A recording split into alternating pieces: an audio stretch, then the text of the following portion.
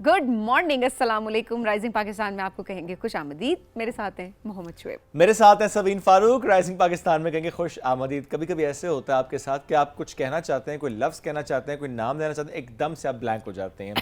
वैसे तो ये B12 की कमी से होता है बहुत ज़्यादा।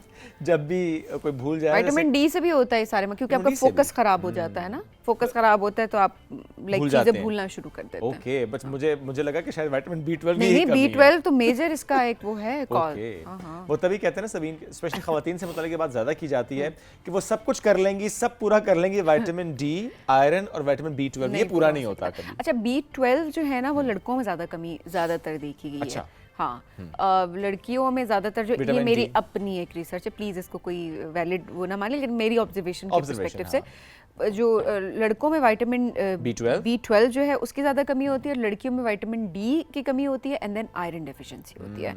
सो ये तो चलता रहता है, लेकिन हाँ वाकई ये जो जितनी कमियां है ना, ये आपका सारा फोकस खराब करती है, खराब हो जाता है। देखिए फॉर एग्जांपल आप कुछ काम कर रहे हैं, एकदम से आपको नाम भूल जाए। जैसे अभी लिटरली मेरे साथ ऐसे हुआ कि सबीन ने कहा कि मेरे साथ है मोहम्मद शुएब, मैं यूं और मेरे साथ है, मुझे ना एक सेकंड लगा कौन है मेरे साथ। अल्लाह शुएब, वैसे अस्तगफिरुल्लाह, ये मतलब ये टू मच था वैसे। मैं एकदम से ना, मुझे समझ नहीं आई, आपको फौरन सप्लीमेंट लेने चाहिए। आप तो अपना नाम भूल जाएंगे। तो बस सप्लीमेंट लें ताकि आपको ही फर्क पड़े। वैसे मैं तो, अच्छा वैसे आज सवाल था आपसे, इससे पहले जो हम एक डिस्कशन कर रहे थे कि आपके साथ कभी ऐसे होता है कि आप किससे नाराज हो, लेकिन आप नाराज हैं अपने ख्यालों में और आपको पता ही नहीं, दूसरे बंदे को पता ही नहीं है कि आप उससे नाराज हैं। वो साल गुजर गया, रैंडम चल रहा है, उसे पता ही नहीं नाराज है, या उसे पता भी है तो उसे फ़र्क ही नहीं पड़ा, लेकिन आपको फ़र्क जो है वो, खैर फ़र्क आपको भी खास नहीं पड़ा, लेकिन आप नाराज हैं बस। मुद्दे की बात करो सीधा सीधा, जैसे कल तूने मुझसे कहा था ना कि सीधी बात करो, सच मुद्दे की बात करो, क्या हुआ है। लेकिन आपके साथ ऐसे कभी हुआ है? चलो अब तुमने सवाल कर लिया, बता देता हूँ। मेरा मामला थोड़ा सा इससे डिफरेंट है, मुझे लगता है ऐसे, हो सकता है वैसे ना हो, लेकिन मुझे लगता है कैसे है। मैं बिलीव करता हूँ, वो जो एक हम कहते हैं एक फील्ड में जो कि हम लोग रह रहे होते हैं, एक मैग्नेटिक फील्ड भी है, एक एक वाइब्स भी होते हैं, एनर्जीज भी होते हैं। मुझे ऐसे लगता है कि मैं कहे बगैर अपना पैगाम कम्युनिकेट कर लेता हूँ। कोई मेरा सामने शख्स नहीं भी हो, कोई दूर भी है, और अगर मुझे लगे कि मैं किसी से नाराज़ हूँ या मेरी ऐसी कोई बात है जो मैं नहीं कह सकता या नहीं कह पा रहा, सो मैं समहाउ एक मैसेज कहे बगैर कन्वे कर लेता हूँ। और अल्हम्दुलिल्लाह मेरे साथ हमेशा ये हुआ है कि जब जब मैंने मैसेज कन्वे किया है, वो मैसेज कन्वे हुआ है और फिर वहाँ से बात हुई है, रिस्पॉन्स आया है कोई। पता नहीं मेरे साथ ऐसे क्यों नहीं होता, मैं कन्वे भी नहीं कर पा रही होती और मैं कहती हूँ कि यार मैं नाराज़ हूँ, मतलब अगले बंदे ने गलत किया था तो वो बात कर ले। मेरे साथ मतलब अक्सर ऐसे होता है, लेकिन हाँ जब वो शख्स बात कर ले तो मुझे ये भी भूल जाता है कि अच्छा मैं कितने अरसे से नाराज़ थी। मतलब मैं बहुत अरसा किसी से भी नाराज़ नहीं रह सकती। भूल जाती हो ना? मैं भूल जाती हूँ, दरगुजर कर देती हूँ, या वक्त के साथ उस चीज़ की इंटेंसिटी ख़त्म हो जाती है। कहते हैं ना time is the best healer. So मुझे शायद इन चीज़ों से फ़र्क बहुत ये होता है। देखो उस वक्त जो सिचुएशन होती है, हमें फ़र्क पड़ रहा होता है, उस शख्स से फ़र्क पड़ता है, उस बात से फ़र्क पड़ता है, वो सिचुएशन ऐसी होती है। बट वो जब वक्त गुजर जाता है, ना उस शख्स की वो अहमियत शायद रहती है, ना उस बात की वो वक़्त रहती है, ना वो सिचुएशन हमें याद रहती है, और वाकई फिर हम सोचते हैं कि हमने खामखा उस पर अपनी इतनी एनर्जी वेस्ट की। तो ये समहाउ हमसे हो रहा होता है, हम सबसे हो रहा होता है किसी न किसी वक्त पे। लेकिन जो मैंने बात की ना कि जो मैसेज कन्वे करने के लिए, मुझे वाकई लगता है कि जब आप बहुत फोकस होकर सोचते हैं उस पर, एक मैनिफेस्टेशन कर रहे होते हैं, वो समहाउ फील्ड्स ऐसी हैं आपके आसपास कि वो मैसेज कन्वे हो जाता है। हाँ, अगला फिर अगर आप कन्वे कर देना, ठीक है, आज आपका टास्क है। डन, चलो डन, ओके। अच्छा जी, अब जरा मुल्क की सूरत हाल की भी हम बात करते हैं, मौसम की बात करते हैं। और मौसम के लिहाज से देखा जाए तो 12 जून तक जो है महकमा मौसमियात ने अलर्ट जारी कर दिया कि हीट वेव जो है उसका खदशा है। सो 4 से 6 डिग्री का फ़र्क आ सकता है, और इसके हवाले से जो है वो एहतियाती तदबीर ऑप्ट करने को कहा गया है कि किस तरीके से आपने अपना ख्याल रखना है। सुबह 10 बजे से शाम 4 बजे तक अगर ज़रूरत नहीं है तो घर से बाहर ना निकलें, निकल रहे हैं तो शेड में रहें, बहुत ज़्यादा धूप में ना जाएं, बिकॉज़ अब जो धूप की तपिश है ना, जो इंटेंसिटी है वो बहुत ज़्यादा है। Absolutely. आपने इस साल नोट किया शोएब? Yes. मतलब पहले होता था कि बर्दाश्त होने वाली थी, खैर पड़ती इंसान पे है तो इंसान बर्दाश्त कर ही लेता है, लेकिन इंटेंसिटी बढ़ गई है। एवरेज कह रहे हैं कि इस जो हीट वेव की बात करते हुए, इन डेट्स की बात करते हुए, कि एवरेज से 4 to 6 डिग्रीज ज़्यादा होगा टेम्परेचर। मतलब दैट्स अ लॉट ना। तो अपना ख्याल रखें, जिस तरह सभी ने कहा ना, वो शेड तो बड़ा ज़रूरी है कि कोई मसला नहीं है, आप मतलब कि कूल लगने के चक्कर में नहीं मैं टोपी ना पहनूं या मैं छतरी का इस्तेमाल ना करूं। और जिस तरह पंजाब में चूँकि ज़्यादा कल्चर है, वो परना सा लपेट लेते हैं, मैं तो खुद बड़ा उसको फॉलो करता हूँ, बहुत अच्छा रहता है, वो कूल रखता है आपको उस तरह से। अच्छी बात है, क्यों ना करें, आपने अपने आप को प्रोटेक्ट खुद करना है। सन ब्लॉक का इस्तेमाल करें, ज़रूरी है, बहुत इंपॉर्टेंट है। आपकी स्किन जब एक दफ़ा सन से डैमेज हो जाती है ना, उसको रिकवर करना बहुत ज़्यादा मुश्किल है। और सन ब्लॉक का मतलब ये कतई नहीं होता है, सनस्क्रीन का मतलब ये कतई नहीं होता कि आपने सुबह लगा रहे तो बस गुड टू गो। अगर आप धूप में जा रहे हैं, स्पेशली डायरेक्ट सनलाइट है, तो कुछ देर बाद आपको रीअप्लाई करना होता है, अदरवाइज वो और डैमेज कर सकता है। और इसके अलावा रोड पे मैं अक्सर देख रही होती हूँ ना कि पसीना आया हुआ है और ठंडे पानी की बोतल ली और या ठंडा पानी अपने ऊपर, पूरी बोतल जो है, ये ऐसा भी नहीं है कि आप फेस पे थोड़ा स्प्रिंकल कर रहे हैं, वो बेहतर होता है, लेकिन ये है कि पानी की पूरी बोतल लेके आपने सर पे डाल दी, इससे भी बहुत ज़्यादा इश्यूज़ होते हैं। मैं चाहूँगी हम इस पे बात भी करें आगे चल के कि क्या डूज तो हमें चलें पता ही है, सन ब्लॉक लगाना है, छतरी का इस्तेमाल करना है, धूप में कम जाना है, पानी का ज़्यादा इस्तेमाल करना है, लेकिन डोंट्स क्या हैं? क्योंकि हमने फॉलेज के अटैक देखे हैं इसमें, अक्सर लोग कहते हैं ना आया था, हुआ क्या हुआ ये कि जो पसीना आया हुआ था और उसके ऊपर अपने सर पे ठंडा पानी डाल दिया। टेम्परेचर जो है उसकी वजह से ये बॉडी शॉक में चली जाती है, तो ये बिल्कुल नहीं करना। आपने तो सिर्फ पानी की बोतल का जिक्र किया, चले वो तो काफ़ी ठंडी होती है, अदरवाइज अगर आप बाहर से आए, गर्मी से आए, धूप से आए हैं और फ़ौरन से आप कहते हैं मैं शावर ले लूँ, तो वो जो एकदम सडन चेंज ऑफ टेम्परेचर होगा, उससे आपकी तबीयत बहुत ज़्यादा ख़राब हो सकती है। तो प्लीज़ बी केयरफुल, अपना ख्याल रखें, hydrate yourself, it's very very important. अभी हमें बढ़ना एक ब्रेक की तरफ, क्योंकि वो भी बहुत इंपॉर्टेंट है इस शो में। ब्रेक से वापस आएंगे, हमारे मेहमान साथ मौजूद होंगे, कराएंगे उनसे मुलाकात इस ब्रेक के बाद।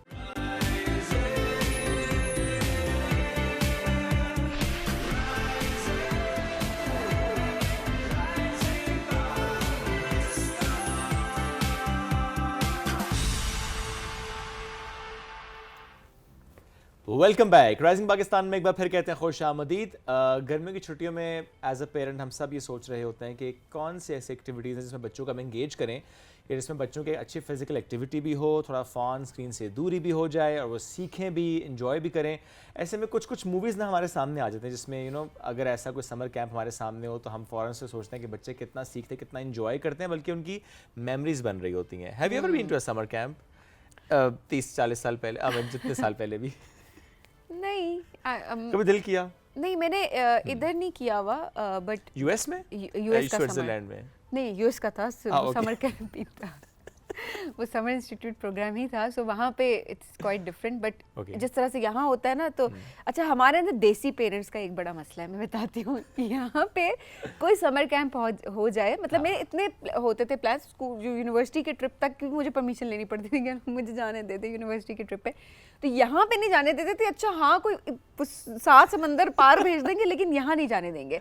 सो मेरा बड़ा हमेशा से मेरी बड़ी ख्वाहिश रही कि मैं ज़रूर जाऊँ और मैं इस चीज़ को एक्सप्लोर करूँ, क्योंकि हमारे यहाँ स्कूल्स में समर कैंप का मतलब होता है कोर्स कंप्लीट कराना, पूरा एक कॉन्सेप्ट ही चेंज। तो ये हो रहा है ना, अभी कुछ स्कूल्स में उन्होंने बुला लिया सुबह 7:30 से 10 बजे, लेकिन साथ क्या है कि आपकी मर्जी है, लेकिन पढ़ाए ही जा रहे हैं। ऐसा उस तरह का समर कैंप नहीं जिस तरह का हम सोचते हैं ना कि जिसमें एक्टिविटीज ऐसी वो एक्टिविटीज हो, वो चीज़ यहाँ पे नहीं कंसिडर। लेकिन हाँ रुझान थोड़ा सा बड़ा ज़रूर है। कुछ और जैसे सेटअप्स हम देखते हैं कि वहाँ पे हॉर्स राइडिंग या इवन आर्ट्स की, या फॉर द एग्जांपल यूनिवर्सिटीज़ में हम देखते हैं वो स्कूल के बच्चों को बुला रहे हैं for coding, for AI and things like that. IT से उनको रुशनास कराया जा रहा है। बट आज जो मैं बात करनी है वो एक ऐसे इवेंट की करनी है कि जो कि तकरीबन हर साल हो रहा है, जिससे मुताबिक हमें उस तरह से नहीं पता था कि कैसे बच्चों को नेचर से कनेक्ट कराया जाता है। नेचर कितनी इंपॉर्टेंट है, हमारा इकोसिस्टम कितना इंपॉर्टेंट है, ये जो उनका हैबिटेट है ये कितना इंपॉर्टेंट है, कैसे हम ख्याल रख सकते हैं, कैसे सेंसिटाइज कर सकते हैं बच्चों को, इससे मुतालिक बात होती है। And the event is National children mountain conservation Meet 2026, जो कि इस साल 22वां ये हो रहा है। इस पर आज हमें बात करनी है। और इसके अलावा जिस शख्स ने ज्वाइन किया है वो इसके डायरेक्टर तो हैं एडवेंचर फाउंडेशन पाकिस्तान के, जो कि ये अरेंज करवा रहे हैं। अपार्ट फ्रॉम दिस बहुत सारे इवेंट्स वो अरेंज करा रहे होते हैं। और उनका बड़ा शौक ना सितारों से, मैं खेलना तो नहीं कहूँगा, सितारों को समझने से मुतालिक है। Really? हाँ, वो उससे अच्छा, that is one of the reason कि मैं कनेक्ट हुआ उनसे, बिकॉज मैं बड़ा जैसे मैं देखता हूँ ना ऐसी कोई चीज़ तो मैं फ़ौरन से ना ज़रूर उस पर बात कर रहा होता हूँ। प्लस ये कि he is a musician as well. और 2022 में गालिबन PTV पे जो कौमी तराना नशर हुआ था वो आपके बैंड का था। Let's welcome Ahmed Ejaz, he is with us. अस्सलाम वालेकुम अहमद, कैसे हैं आप? अस्सलाम वालेकुम, कैसे हैं आप? ठीक अल्हम्दुलिल्लाह बिल्कुल ठीक ठाक, आप सुनाएं। अल्हम्दुलिल्लाह। इतना कुछ करते हैं, क्या चीज़ ज़्यादा इंजॉय करते हैं? ट्रैवलिंग को ज़्यादा इंजॉय करता Okay. हूँ और बचपन से करता हुआ आ रहा हूँ, तो उसकी वजह से एक कनेक्टिविटी है इसके साथ। और एडवेंचर फाउंडेशन पाकिस्तान के साथ बहुत अरसे से हैं हम सही। लोग, और अभी इसका मैं फ़िलहाल डायरेक्टर हूँ Okay. एडवेंचर फाउंडेशन का। And we are organising some outward bound के कॉन्सेप्ट पे जो है बच्चों को हम ट्रेनिंग्स करवाते हैं। ज़बरदस्त। एजुकेशनल है, it's an organisation that is working on outdoor education since 1978. So yeah, it's इन्हें हम कह सकते हैं ना कि बच्चे मुतालियाती दौरे पे जा रहे हैं, जी जी क्योंकि अक्सर ना वो वैन्स आती हैं किसी मुतालियाती दौरा लिखा होता है इसके ऊपर। यहाँ से फिर है कि मैंने कहीं जाना हो ना, मैं अपनी बेगम से कहता हूँ मैं मुतालियाती दौरे पे जा मुतालियाती रहा दौरे पे हूँ, तो ये होता है। अच्छा जी, थोड़ा बताइएगा समर कैंप के हवाले से डेट्स पे भी शुएब ने डिटेल्स बताई, लेकिन आई रियली वांट कि थोड़ा आप इसको समराइज कीजिए। बेसिकली एडवेंचर फाउंडेशन का एक ये फ्लैगशिप इवेंट है, National children mountain conservation Meet, और काफ़ी सालों का अभी जो होने जा रहा है वो 22nd है, यानी कि ये पिछले 22 सालों से जो है वो हो रहा है। और इसके अंदर कॉन्सेप्ट ये है कि पूरे पाकिस्तान के बच्चे जितने भी हैं डिफरेंट एरियाज़ के, जिसमें आपके पंजाब के, सिंध के, बलूचिस्तान के, KP रीजन के, GB के, कश्मीर के, ये सारे बच्चों को एक सिलेक्शन क्राइटेरिया से गुजारा जाता है। ओके। उसके बाद इंटरव्यू सेशन होता है, फिर इनकी ज्वाइनिंग इंस्ट्रक्शन इनको दी जाती है प्रॉपर, और 10 दिन के लिए ये किसी भी माउंटेन एरियाज़ में चले जाते हैं। सही। ठीक है, उस माउंटेन एरियाज़ में जाते हैं, वो बिल्कुल नेचर से बिल्कुल कनेक्ट होता है, नेचर के बिल्कुल पास होता है। और उसके अंदर ये है कि उन 10 दिन के अंदर वो अपने पेरेंट्स से दूर रहते हैं। ठीक है, उन पेरेंट्स से दूर रहते हैं अपने, और उनको कुछ ऐसे टास्क, डिफ़िकल्ट टास्क या आप चैलेंजिंग टास्क कह सकते हैं, उनको दिए जाते हैं कि उनके अंदर अपना जो वो चेंज हो जाते हैं, चेंज भी होते हैं, हाँ। उनके रेजिलियंस पैदा हो जाती है, वो चेंज हो जाते हैं। तो ये कॉन्सेप्ट है इसके पीछे। और ब्रिगेडियर जान नादिर जो हैं वो इसके फाउंडर हैं, जो पूरा कॉन्सेप्ट, पूरी थ्योरी जो उन्होंने इसके ऊपर पेश की है, वो this is the only organisation that is working on outdoor education. Okay, लेकिन अब जाहिर है पेरेंट्स का कंसर्न, बच्चे छोटे हैं, कंसर्न होता है ना सेफ्टी के लिहाज से। एज ब्रैकेट जरूर मेंशन कीजिए। हाँ, ख्याल कितना रखा जाएगा, थोड़ा एज ब्रैकेट पे बताएगा, एंड देन सेफ्टी को किस तरह से आप लोग मेक श्योर करेंगे ताकि इनकरेज हो पेरेंट्स, दिल बड़ा करें अपना। उसमें ये है कि मैम, क्योंकि ये हमारा नेशनल चिल्ड्रन माउंटेन, इसमें तकरीबन 120 के करीब जो हैं 30 स्टाफ होते हैं, और तकरीबन 90 के करीब जो हैं पार्टिसिपेंट्स होते हैं ऑल ओवर द पाकिस्तान, जिसमें आपकी बॉयज़ एंड गर्ल्स सारे, उनका कैंप साइट तो अलग अलग होता है, बट गर्ल्स एंड बॉयज़ सारे वहीं पे कैंप पे ही होते हैं। तो उसके अंदर ये है कि हमारे पास हर साल 2 डॉक्टर्स जाते हैं साथ, क्योंकि हम लोगों ने 10 दिन एक फील्ड में रहना है, और वहाँ पे आपको टेम्परेचर भी कम मिलता है, आप बच्चे ने कैंप में सोना है, उसने स्लीपिंग बैग यूज़ करना है, मैट्रेसेस यूज़ करने हैं। तो फर्स्ट डे से उसकी ट्रेनिंग स्टार्ट की जाती है, उसको बताया जाता है। पहले जो है वो बच्चा 2 दिन के लिए मांगल, हमारे एडवेंचर फाउंडेशन एबटाबाद में हमारा कैंप साइट बनी हुई है, वो उधर 2 दिन ट्रेनिंग करता है। उसके बाद वो फिर जो है नेक्स्ट बेस कैंप पे चला जाता है, जहाँ पे उसने 7-8 दिन गुजारने हैं। ठीक है, तो 2 दिन में पता चल जाता है ना कि कौन जा रहा है आगे। बिल्कुल बिल्कुल, 2 दिन में बिल्कुल एग्जैक्टली पता लग जाता है। क्योंकि देखें, एज ब्रैकेट प्लीज पहले मेंशन कर दीजिए। 11 to 14 ईयर्स है इस बच्चों की एज। जी। अच्छा, जो आपने कहा कि सिलेक्शन क्राइटेरिया है, बिकॉज ज़रा इंटरव्यूज होते हैं, थोड़ा सा बताइएगा सिलेक्शन क्राइटेरिया क्या है, वो किस तरह से आप लोग ये जज करते हैं कि अच्छा ही और she is good to go. अच्छा, बच्चों के जो हमने बच्चों को फॉर्म्स प्रोवाइड किए हुए हैं, ऑनलाइन भी हैं प्लस हार्ड कॉपीज़ भी हैं। अब हम लोग जब उनको प्रोवाइड करते हैं, जो उनकी इंटरेस्ट है, हॉबीज़ हैं, और उनके जब इंटरव्यू लेते हैं वहाँ से पता लग जाता है कि ये किस कॉन्सेप्ट पे काम कर सकते हैं। क्योंकि ये जो एज ब्रैकेट है 11 to 14 ईयर्स, ये वो एज ब्रैकेट है जहाँ पे बच्चा चेंज हो सकता है मेंटली तौर पे, वो अच्छे और बुरे को समझने की सलाहियत रखता है 11 to 14 ईयर्स की एज में। तो ये इस वजह से इसकी एज ब्रैकेट 11 to 14 ईयर्स। अब जब 14 ईयर्स से ऊपर चले जाते हैं उनके लिए फिर एक्सपेडिशंस आ जाती हैं। ठीक है, वो डिफरेंट प्रोग्राम्स हैं आपके? जी, वो डिफरेंट प्रोग्राम्स हैं, तो ये एज ब्रैकेट सिर्फ 11 to 14 के लिए। ओके, वैसे और कौन-कौन से प्रोग्राम्स हैं जो कि एडवेंचर फाउंडेशन पाकिस्तान इसके अलावा जो है हमारे पास स्कीइंग का है, रॉक क्लाइंबिंग हम लोग करवाते हैं और स्कीइंग में भी हम पाकिस्तान के डिफरेंट साइट्स पे करवाते हैं। नलतर के ऊपर है, कालाबाग बेस कैंप है और बहुत सारी हैं जहाँ पे हम लोग स्कीइंग करवाते हैं। फिर एक्सपेडिशंस हैं नांगा पर्वत की, उसको हम लोग एक्सपेडिशन तो नहीं कह सकते, क्लीन अप एक्सपेडिशन हम लोग एडवेंचर फाउंडेशन करता है, क्योंकि हम लोग एनवायरनमेंट से रिलेटेड हैं और एनवायरनमेंट हमारा उस कॉन्सेप्ट में आता है। तो हमने एनवायरनमेंट को प्रोटेक्ट करते हुए हर चीज़ को, अपने फुटप्रिंट्स को कम करते हुए उन चीज़ को हमने रखना है साथ। अच्छा, वो जो सबीन का सवाल था ना सिक्योरिटी वाला, जो आपने एड्रेस किया कि डॉक्टर्स भी हैं, but still you know as a parent एक कंसर्न होता है कि आजकल जो माहौल है, जो हालात हैं, जब हम ऑनलाइन गेम्स पे इतना कॉन्शियस हो गए हैं कि बच्चों की किससे इंटरेक्शन हो रही है, यू नेवर नो कि बच्चा किससे कब क्या बात करे। वो 10 दिन जब बाहर रहेगा, वो ग्रुप्स हैं, हमें नहीं पता, ठीक है, आप लोग तो उससे प्रॉपर्ली सिलेक्शन क्राइटेरिया को फॉलो करते हैं, बट स्टिल एक दिल में बात आती है कि चाहे लड़का हो चाहे लड़की, दोनों के पर्सपेक्टिव से ज़रा आती है कि वो इंटरेक्शन किससे होगी। एग्जैक्टली, बिल्कुल। So, इसको कैसे आप लोग मेक श्योर करते हैं कि ऐसा कोई नाखुशगवार वाकया ना हो? अच्छा, मैं स्टार्ट करता हूँ। जब हम लोगों ने ये स्टार्ट किया था बहुत साल पहले, तो मुझे जो मेरे सुनने में आया था कि वो उसको बहुत मुश्किल से स्टार्ट किया गया था, क्योंकि पेरेंट्स को मनाना बहुत मुश्किल था। सही। फिर भी आप अब आज के दिन देखें कि हम लोगों के पास बहुत सारे बच्चे आते हैं। सिक्योरिटी के लिहाज से जो है वो ये है कि हम लोग देखें, जहाँ पे भी हम लोगों ने जाना है वहाँ पे हम एरिया के जो असिस्टेंट कमिश्नर हैं, जो एरिया के डीएफओज हैं, डीएफओज जो डायरेक्ट फॉरेस्ट को हिफाजत रखते हैं उनकी, गवर्नमेंट के साथ हमारा डायरेक्टली इंटरेक्शन होता है। हम उनको लेटर लिखते हैं, सिक्योरिटीज़ फाइनलाइज होती है, पहले उस जगह की, बच्चों से पहले उस जगह की रेकी होती है। बिल्कुल ठीक है। पूरे एरिए की, ठीक है, उस एरिया की रेकी होती है, उसे क्या ये बच्चों के लिए ठीक है, फिर उस बच्चों को उस कैंप पे लेके जाया जाता है। और रेकी आप मींस के कम से कम 10-15, यानी कि आज के दिन से या कल से माइट भी पॉसिबल हमारी रेकी भी स्टार्ट हो जाए। तो उसमें यह है कि बच्चों को हम लोग फर्स्ट, हमारा जो कॉन्सेप्ट है वो बच्चों की सिक्योरिटी ही है। बिल्कुल ठीक है। फिर क्या पॉसिबिलिटी होती है कि अगर कोई घर का बड़ा अगर साथ जाना चाहे बच्चे के, बिकॉज दे रियली वांट के एडवेंचर भी हो, लेकिन they just want to make sure कि वो कोई ना कोई साथ हो, बड़ा बहन भाई, हेलीकॉप्टर पेरेंटिंग, हाँ, मतलब बड़ा बहन भाई हो गया, या पेरेंट्स में से कोई जाना चाहे, तो ये भी आप लोग प्रोवाइड करते हैं? नहीं, उसमें हम लोग नहीं ऐसा करते, क्योंकि बच्चा जो है वो इसी तरह अपने पेरेंट्स से थोड़ा टाइम अलग होता है, तो वो अपने आप को ज़्यादातर पहचान पाता है, अपनी चीज़ों को उसके कॉन्सेप्ट क्लियर होते हैं।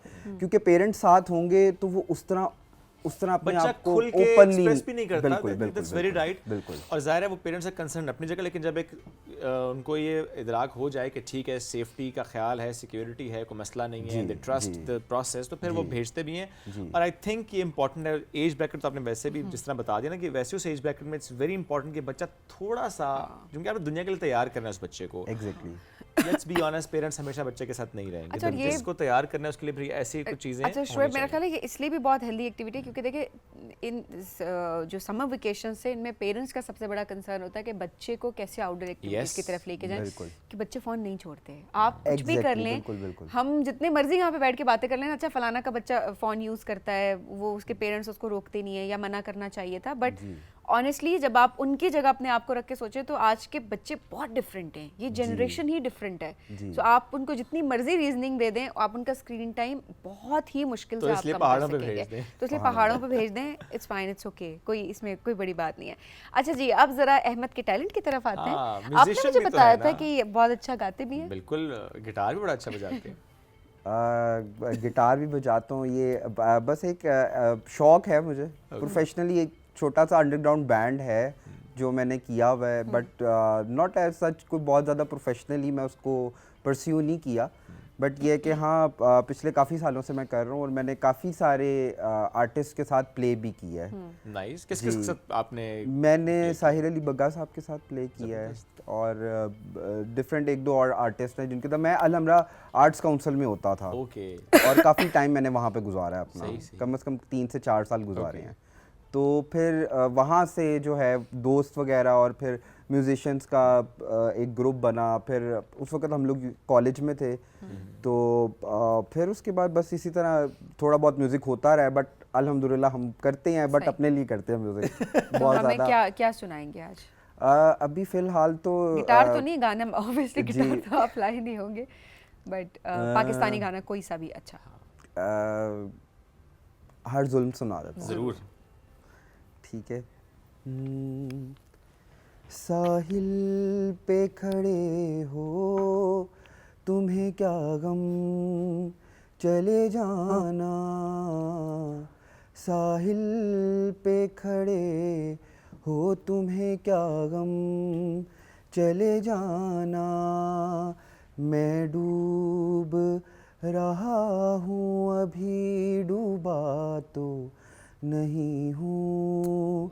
ऐ वादा फरामोश, मैं तुझसा तो नहीं हूँ।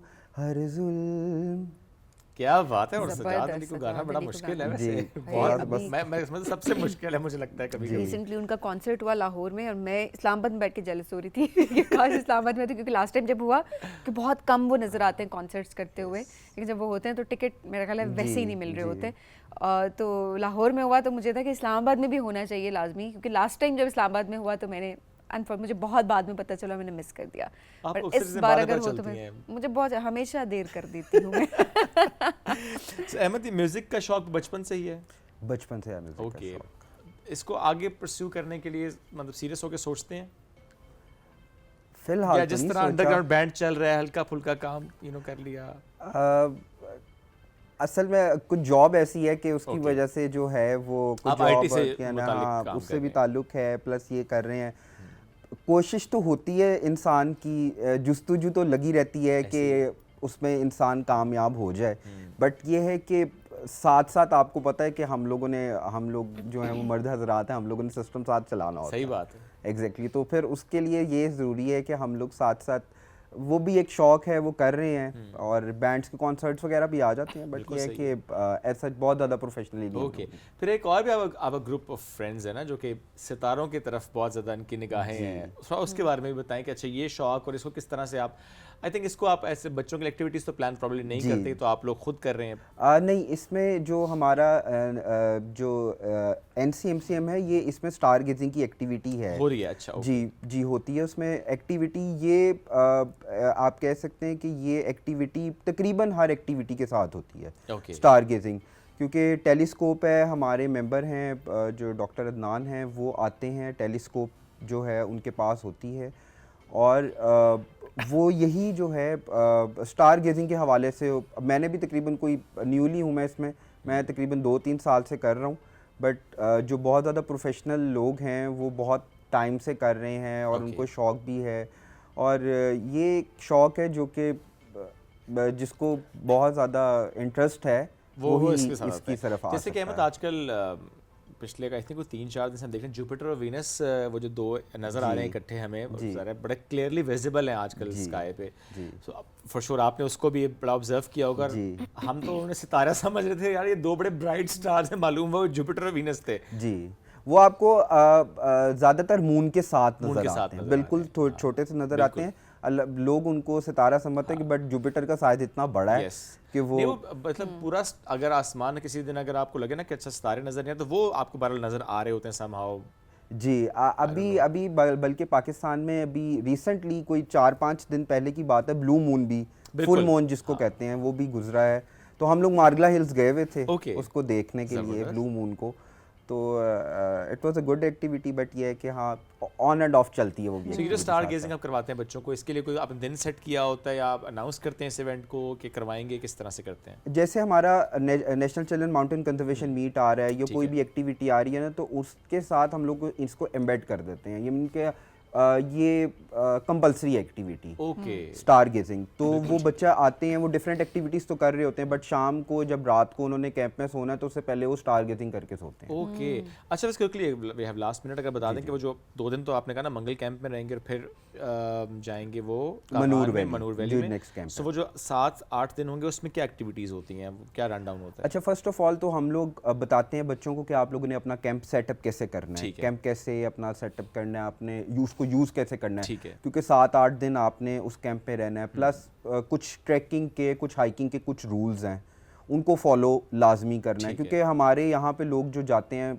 आपको बेहतर पता है कि लोगों को उस तरह कॉन्सेप्ट्स नहीं पता कि ट्रैकिंग और हाइकिंग के क्या रूल्स होते हैं, किस तरह चला जाता है, और एनवायरनमेंट के लिहाज से कैपेसिटी बिल्डिंग की एक्टिविटीज़ होती हैं, टीम बिल्डिंग की एक्टिविटीज़ होती हैं, और बहुत सारी ऐसी एक्टिविटीज़ हैं जो बच्चे पूरा एक पैकेज है इन 10 दिन के अंदर, तो बच्चा अपने कॉन्सेप्ट और सारी चीज़ें चेंज करके जाता है। जी, इन पिछले 21 इवेंट्स में कभी ऐसा हुआ हो कि वो कोई होम सिकनेस हुई हो, पेरेंट्स को याद कर रहे हो, कोई याद आ गया हो? जी, ऐसा होता है, वापस जाना है, बिल्कुल होता है, बट वो स्टार्टिंग के 2 दिन में होता है। अच्छा, ओके जी, जब हम लोग उनको मांगल कैंप में रखते हैं, ये इसी वजह से रखते हैं ताकि वो ज़रा थोड़ा क्लाइमेटाइज भी हो जाएं। ठीक है। प्लस ये है कि वो आगे जब उन्होंने जाना है, वो मीन्स के उसके बाद जब उनकी फ्रेंडशिप हो जाती है ना, फिर वो आराम से बाकी दिन क्योंकि ये एज ब्रैकेट ही ऐसी 11 to 14 एक ही एज के होते हैं ये सारे, तो फिर उनकी दोस्ती हो जाती है।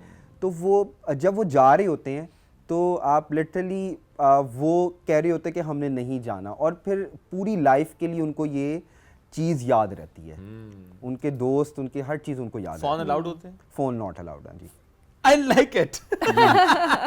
I very much like it, क्योंकि ये जो डिजिटल डिटॉक्स है ना, ये बड़ा ज़रूरी है, और ये आई थिंक ऐसे किसी इवेंट से ही हो सकता है। घर में इंटरनेट बंद करने से या बच्चे को फ़ोन ना देने से तो नहीं होगा, ऐसी किसी एक्टिविटी से इसलिए होगा कि आपका किसी और तरफ ध्यान जाएगा। 10 डेज वैसे काफ़ी इनफ होते हैं, हाँ, कि आप बच्चे की एक अच्छी रूटीन डेवलप होने में वो कम हो सकती हो। तो ये एक बड़ी अच्छी अपॉर्चुनिटी है। बड़ों के लिए भी होना चाहिए, ये बड़ों के लिए भी होना चाहिए। वैसे बीच में ऐसे भी होता है एक आध दिन के लिए पेरेंट्स मिलने के लिए आ जाए? नहीं, हम पेरेंट्स को बिल्कुल एंड पे ही क्लोजिंग सेरेमनी हमारी इस्लामाबाद में ही होती है, और उस पे लास्ट जो है वो इटालियन एम्बेसडर आई थी, तो मार्लेन हैं उनका नाम, वो आई थी। तो इस साल भी इंशाल्लाह आप होप करेंगे कोई ना कोई अच्छे एम्बेसडर या कोई अच्छे ग्रेट कोई मैसेज जो आप देना चाहते हैं अहमद सुनने वालों को, स्पेशली इस इवेंट से मुतालिक भी, कि कितना ज़रूरी है इवेंट उनके लिए, पेरेंट्स के लिए, कि बच्चों की एक इसमें एक मेरी पेरेंट्स से ही रिक्वेस्ट है कि अपने बच्चों को आउटडोर्स में उनको एक्सप्लोर करने की इजाज़त दी जाए और उन पे ट्रस्ट किया जाए। और प्लस ये है कि मोबाइल फ़ोन्स कम यूज़ करें आप एनवायरनमेंट से, क्योंकि कमिंग जो है ये हॉट टॉपिक है एनवायरनमेंट। तो ये है कि इससे कनेक्टिविटी बहुत इंपॉर्टेंट है। तो प्लीज़ ये मैं रिक्वेस्ट करूँगा कि आप अपने बच्चों को जो है ना वो कम से कम आउटडोर में ये बहुत ज़रूरी है। और जब आपको लगे कि आसपास ऐसा कोई माहौल बना हुआ है, क्योंकि ज़रा वो ऐसा नहीं है कि आप बस रैंडमली कहीं भी बच्चों को कहेंगे आप निकल जाओ, तो बड़ा एक सेफ सिक्योर मेक श्योर करना है, हाँ, इन्वायरमेंट होना चाहिए। और जब वो हो रहा है, कुछ ऑर्गेनाइजेशंस काम कर रही हैं, सो हमें उसके साथ मिलकर आगे बढ़ना है। चूँकि जो बच्चे होते हैं ना, ये सिर्फ हमारे नहीं है, ये कौम के बच्चे हैं, और इनको इसी तरह से हमें आगे लेकर जाना है, मिलकर इसी तरह से अप्रोच डेवलप करके, इस तरह के इंटरवेंशंस करके। क्योंकि हम सबके सामने इश्यूज़ हैं कि अच्छा ये इशू है, बच्चे का screen time is an issue, वो कंटेंट इज़ एन इशू, वो जो हाइपर एक्टिव बच्चा हो रहा है, या वो जो वायलेंस कंटेंट देख रहा है, वो जो उसकी जहन साजी हो रही है एट दिस सर्टन एज में, हमें उसको बेहतर करने के लिए अपनी हर कोशिश करनी है, क्योंकि ज़ाहिर है बच्चे हमारा मुस्तकबिल है। Thank you very much for joining us today. It's great to have you and all the best for this event and all the events you are working with. हम नाज़रीन ब्रेक की तरफ बढ़ेंगे, ब्रेक से वापस आएंगे, रहिए हमारे साथ। This is Rising Pakistan.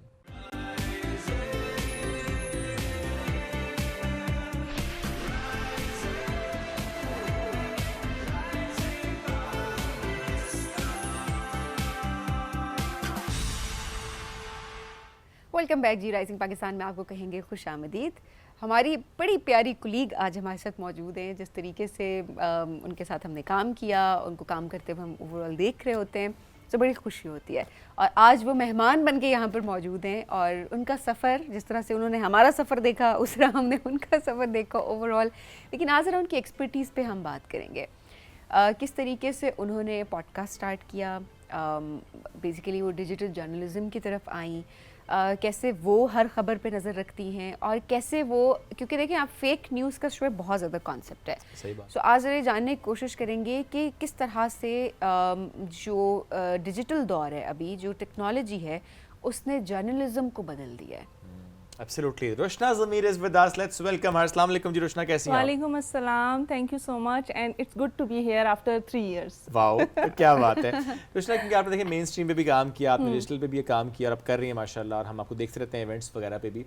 ज़्यादा इन्जॉय क्या करती हैं दिस मेन स्ट्रीम को? इन्जॉय आपने ज़्यादा क्या, आपको लगता है ना एक दौर डिजिटल का है, यू नो, अब लोग उस पर ज़्यादा नज़र भी आते हैं, उसका एक यू नो फुटप्रिंट ज़्यादा बेहतर है, उसको ज़्यादा इन्जॉय करती हैं? मैं टू बी वेरी ऑनेस्ट मैं डिजिटल को ज़्यादा इन्जॉय कर रही हूँ। एक तो फ्लेक्सिबल रूटीन है, ये नहीं है कि डेली आना है, लाइव शोज़ हैं और बड़ी इजी गोइंग रूटीन है, तो मुझे मज़ा आ रहा है उसमें। मतलब वो होता है ना कि आप अपनी ज़िंदगी के बादशाह बन जाते हो डिजिटल उसमें। लेकिन डिजिटल में आई थिंक एक ये मसला होता है कि आप थोड़े ज़्यादा ना वल्नरेबल भी होते हैं। हाँ, मेन स्ट्रीम पे आपको पता है इदारा है, एक you know rules and regulations हैं, पैमरा है, वहाँ पे आप ही आप हैं, मतलब डर लगता है। मैंने इसीलिए कहा ना कि देखें बादशाह आप तभी होते हैं जब आप पे बहुत सारी रिस्पॉन्सिबिलिटीज़ होती हैं, तो वो उस कुर्सी को शायद बाकी लोग बड़े शाहाना अंदाज में देखते हैं, लेकिन उस कुर्सी की जिम्मेदारियां भी हैं और वो पूरी करनी पड़ती है। बिल्कुल ऐसे ही है। ओके, कैसे कंटेंट डिसाइड करती हैं आप?